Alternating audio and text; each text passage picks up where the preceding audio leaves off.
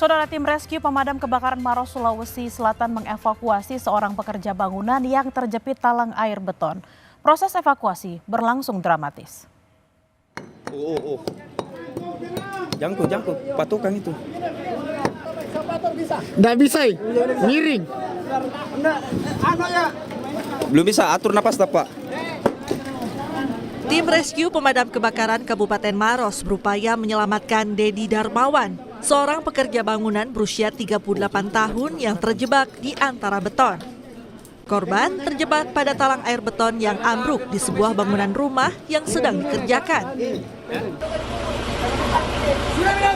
Proses penyelamatan harus dilakukan dengan sangat hati-hati untuk menghindari risiko cedera lebih parah.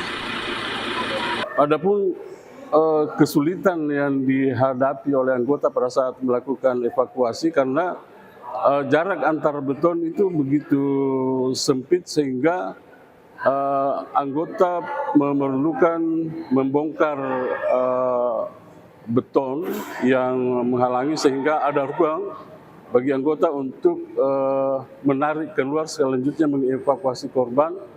Dan alhamdulillah korban dapat dievakuasi dengan selamat. Setelah 38 menit, tim rescue akhirnya berhasil membebaskan korban dalam keadaan selamat. Korban langsung dibawa ke puskesmas terdekat untuk mendapatkan penanganan medis. Sebanyak 14 personel rescue diterjunkan untuk mengevakuasi korban. Ditambah 2 unit armada damkar, 1 unit alat berat dan bantuan warga sekitar, proses evakuasi bisa berjalan lancar. Aziz Hamid, Kompas TV Maros, Sulawesi Selatan.